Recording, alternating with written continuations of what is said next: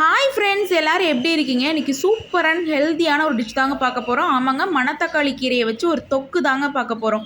எல்லோரும் மணத்தக்காளி கீரையை வச்சு பொரியல் செஞ்சுருப்பீங்க, பட் தொக்கு செஞ்சுருக்கீங்களா? ஆமாங்க, எப்படி செய்கிறதுன்னு பார்க்கலாம் வாங்க. ஃபஸ்ட்டு மணத்தக்காளி கீரையை இந்த மாதிரி உருவி கழுவி எடுத்து வச்சுருக்கேன். கட் பண்ண வேணாங்க, ஏன்னா கடைசியாக நம்ம மிக்சியில் போட்டு எடுப்போம். அதனால் நீங்கள் கட் பண்ண வேணாம், ஜஸ்ட்டு கழுவி மட்டும் வச்சுக்கோங்க. இதை வச்சு எப்படி செய்யலாங்கிறத பார்க்கலாம். இப்போ நான் ஒரு கட்டு கீரை உருவி வச்சுருக்கேன். இதுக்கு 5 பல்லு பூண்டு, ஒரு கையளவுக்கு சின்ன வெங்காயம், 2 பெரிய வெங்காயம், 2 பெரிய தக்காளி எடுத்திருக்கேங்க. ஆக்சுவலாக இந்த தொக்கில் கொஞ்சம் புளிப்பு சுவை இருந்தால் நல்லாயிருக்கும். அதனால் நான் தக்காளி 2ஆக எடுத்துக்கிட்டேன். உங்களுக்கு தக்காளி வேணான்னா 1 எடுத்துகிட்டு கொஞ்சம் புளி தண்ணி ஆட் பண்ணிக்கலாம். இப்போ ஒரு வானலில் தேவையான அளவுக்கு, தேவையை விட கொஞ்சம் அதிகமாகவே நல்லெண்ணெய் ஆட் பண்ணிக்கோங்க. உள்ளங்கை அளவுக்கு உளுந்து ஆட் பண்ணிக்கோங்க. உளுந்து நல்லா பொரிஞ்சதுக்கப்புறம் ஒரே 1 ஸ்பூன் அளவுக்கு சீரகம் பொரிஞ்சதுக்கப்புறம் நம்ம எடுத்து வச்சுருந்தோம் இல்லைங்களா, பூண்டு பல் ஆட் பண்ணிக்கிறோம். இதுக்கப்புறம் வெங்காயம், சின்ன வெங்காயம் ஆட் பண்ணிக்கலாங்க.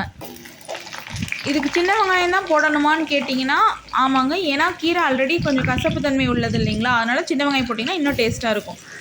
அப்புறம் ஒரு 2 பெரிய வெங்காயம் கட் பண்ணி வச்சுருந்தோம் இல்லைங்களா, அதை ஆட் பண்ணிக்கிறேன். இப்போது 4 வரமிளகா ஆட் பண்ணிக்கிறேங்க. நல்லா இதை கிளறி விடுங்க. வெங்காயம் நல்லா வணங்கணும். ஆக்சுவலாக மணத்தக்காளி கீரையில் நிறையா ஹெல்த் பெனிஃபிட்ஸ் இருக்குங்க. நமக்கு யூஸ்வலாக என்ன தெரியும், மணத்தக்காளி கீரையை சாப்பிட்டோம் அப்படின்னா வயிறு புண், வாய்ப்புண்ணெல்லாம் சரியாகும்னு தெரியும். இது மூலயமா இன்னும் நிறையா பலன்கள்லாம் இருக்குது. இது வெங்காயம் வணங்கினதுக்கப்புறம் 1 ஸ்பூன் தனியாத்தூள் ஆட் பண்ணிக்கிறேங்க. இது கூட நல்லா அந்த மாதிரி வெங்காயம் வணங்குற அளவுக்கு நல்லா கிளறிக்கோங்க. இப்போது இது சாப்பிட்டோம் அப்படின்னம்னா நம்மளோட பிளட்டை நல்லா ப்யூரிஃபை பண்ணுங்க. அதே மாதிரி காய்ச்சல் இருந்தாலும் சரியாகும். ஹெட்டேக்கை குணப்படுத்தும் கண்டிப்பாக. இந்த மாதிரி நிறையா பலன்கள் இருக்குங்க. அதே மாதிரி இப்போ நம்ம உடம்பு சூடாகிடுச்சின்னு வச்சுக்கோங்களேன், சூட்டுக்கொப்பலெல்லாம் வருது இல்லைங்களா, அதை கூட இந்த மணத்தக்காளி கண்டிப்பாக சரி பண்ணிவிடுங்க. ஸோ வீக்லி 2 இந்த மாதிரி ஹெல்த்தியான க்ரீன் லீவ்ஸ்லாம் ஆட் பண்ணிக்கோங்க.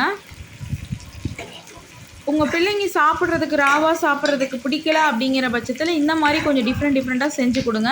அப்போ ஆட்டோமேட்டிக்காக அவங்களுக்கு சாப்பிட்டு பழகிடுவாங்க. நல்லா இந்த மாதிரி வெங்காயத்தை நல்லா கோல்டன் ப்ரௌனுக்கு வர அளவுக்கு கிண்டிக்கோங்க. எதுக்கு நல்லெண்ணெய் ஊற்றுறோம் அப்படின்னா நல்லாவே இப்போ உடல் சூட்டெல்லாம் குறைக்கிறதுக்காகவும் தான், ப்ளஸ் டேஸ்ட்டு நல்லாவே என்ஹான்ஸ் பண்ணி கொடுக்குங்க நல்லெண்ணெய். இந்த மாதிரி தொக்கு, இந்த மாதிரி புளிக்குழம்பு, இந்த மாதிரி விஷயங்களுக்கு நல்லெண்ணெய் போட்டு செய்யுங்க, சூப்பராக இருக்கும் டிஷ். இப்போ வெங்காயம் நல்லா வணங்கிருச்சு. இது கூட தக்காளி கட் பண்ணி வச்சுருந்தோம் இல்லைங்களா, 2 பெருசாக, அதை ஆட் பண்ணிக்கிறேன். நான் புளித்தண்ணி ஆட் பண்ண போகிறது இல்லைங்க, அதனால தக்காளி 2 பெருசாகவே எடுத்துக்கிட்டேன். நீங்கள் புளித்தண்ணி ஆட் பண்ண போகிறீங்க அப்படின்னா தக்காளி கொஞ்சம் சின்னதாகவே 1 எடுத்துக்கோங்க. இப்போ இதை நல்லா கிளறி விடுங்க. தக்காளி நல்லா வணங்கணும். நல்லா கிளறி விடுங்க, அடி பிடிச்சிடாமல் கிளறி விட்டே இருங்க. அந்த தக்காளி வெந்துருச்சு அப்படிங்கிறது தெரிஞ்சப்போ இப்போ இந்த கீரையை உள்ளே போட்டுக்கலாங்க. நம்ம எடுத்துருக்கிறது தான் கீரை நிறையா இருக்க மாதிரி இருக்கும். அந்த ஹீட் பட்ட உடனே ரொம்ப சுருங்கி ரொம்ப கம்மியான குவான்டிட்டி ஆகிடும். அதனால் எடுக்கும் போதே கொஞ்சம் சேர்த்து எடுத்துக்கோங்க கீரையை.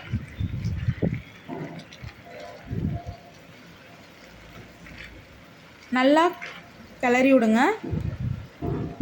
தண்ணி எதுவுமே ஊற்ற தேவையில்லைங்க, ஆல்ரெடியே அதுலேருந்தே தண்ணி வரும். தேவையான அளவுக்கு உப்பு ஆட் பண்ணிக்கோங்க. உப்பு ஆட் பண்ணதுக்கப்புறம் ஒரு 10 மினிட்ஸ் கூட தேவையில்லைங்க, ஒரு 6 to 7 மினிட்ஸ் மட்டும் நல்லா கிளறி விட்டு அடுப்பை ஆஃப் பண்ணிக்கலாங்க.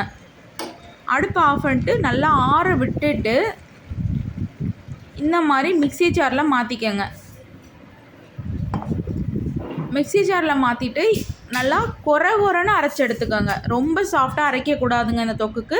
இந்த மாதிரி கொரன்னு மட்டும் அரைச்சி எடுத்துக்கோங்க. பாருங்கள், இப்படி இருந்தால் தான் டேஸ்ட்டாக இருக்கும். அதனால் இந்த கொரப்புக்கு அரைச்சி எடுத்துகிட்டு திருப்பியும் அதே வானலில் கொஞ்சமாக நல்லெண்ணெய் ஆட் பண்ணிக்கோங்க.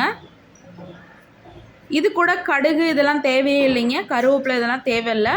நம்ம 2 வரமிளகா மட்டும் போட்டுக்கிறோங்க. வரமிளகா பொரிஞ்சதுக்கப்புறம் நம்ம அரைச்சி வச்சுருக்கோம் இல்லைங்களா, அந்த தொக்கு பேஸ்ட் அதை வந்து இதோட ஆட் பண்ணிக்கோங்க. ஒரு 10 மினிட்ஸ் இந்த மாதிரி அடி பிடிக்காமல் கிண்டிகிட்டே இருங்க. சூப்பரான தொக்கு ரெடி ஆகிடுங்க. இப்போது வெள்ளை சாதம் சுட சுட எடுத்துக்கோங்க. இது கூட நம்ம எடுத்து வச்சிருந்த தொக்கையை ஆட் பண்ணிவிட்டு கொஞ்சமாக நல்லெண்ணெய் இது கூட ஆட் பண்ணிவிட்டு பிணைஞ்சு சாப்பிடுங்க. சூப்பராக இருக்கும். கண்டிப்பாக எல்லாத்துக்குமே இது ஃபேவரட்டாக இருக்கும். ப்ளஸ் ஹெல்தி ஃபுட் கூட. ஸோ கண்டிப்பாக உங்களோட குழந்தைங்க, ஃபேமிலி மெம்பர்ஸ் எல்லாத்துக்குமே ட்ரை பண்ணி கொடுங்க. ட்ரை பண்ணிட்டு எப்படி இருந்துச்சுங்கிறத கமெண்ட் பண்ணுங்கள். இந்த மாதிரி சூப்பரான ஹெல்தியான ஃபுட்ஸ் நீங்கள் அடிக்கடி ஃபாலோ பண்ணுமா என்னோடய சேனலை சப்ஸ்கிரைப் பண்ணிக்கோங்க. கமெண்ட் பண்ணுங்கள், லைக் பண்ணுங்கள், ஷேர் பண்ணுங்கள். தேங்க்யூ.